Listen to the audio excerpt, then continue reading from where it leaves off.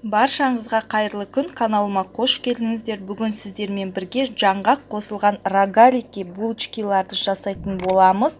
Дәмі өте дәмді, әрі күнде жасайтын боласыз. Міндетті түрде видео соңына дейін қарап, жасап көріңіздер. Ең қажетті құрамына керекті заттар: ұн, ашытқы және жұмыртқа, қант, ерітілген сары май, тұз және сүт. Ең әуелі сүт қажет болады. Жылы сүттің үстіне тұз және де қантымызды саламыз. Бір дана жұмыртқа, барлығын салып біркелкі масса болғанша шанышқы көмегімен немесе венчик көмегімен араластырыңыздар.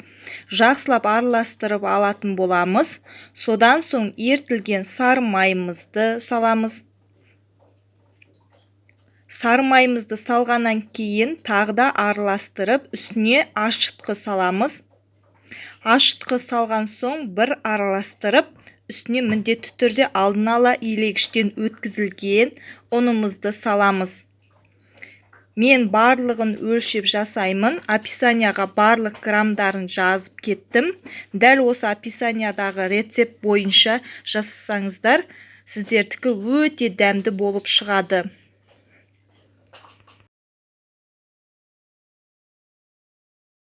Қамырымызды әдемілеп иі қанғанша илеп аламыз.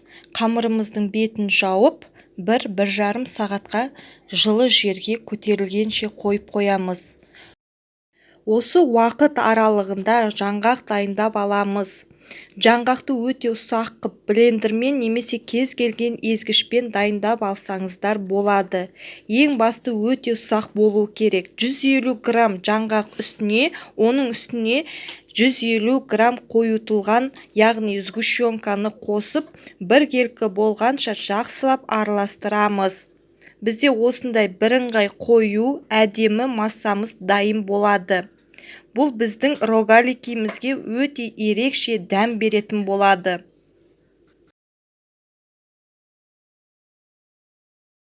Көтерілген қамырымызды 1-1,5 сағат ішінде көтеріліп шықты. Сол қамырымызды теңдей 2-ге бөліп аламыз.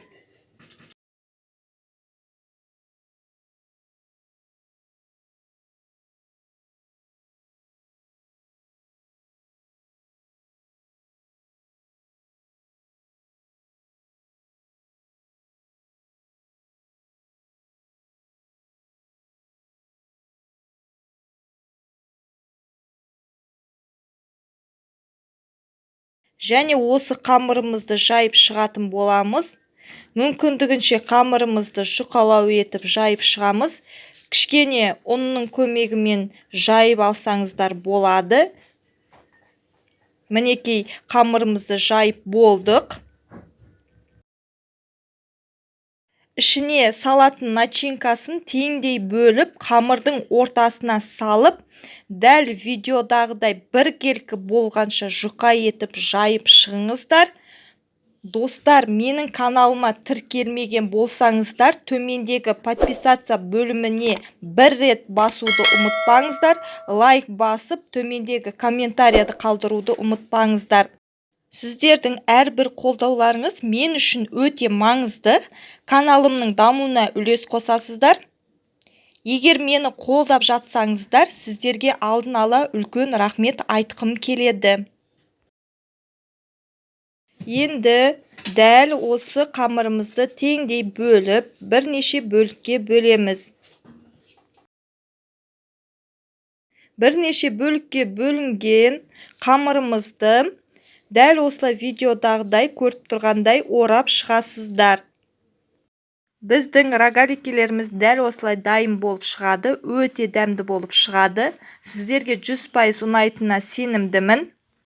Барлығын дәл осылай орап дайындап аламыз. Бетіне жұмыртқаны жағып шығамыз. Міндетті түрде жағып алыңыздар.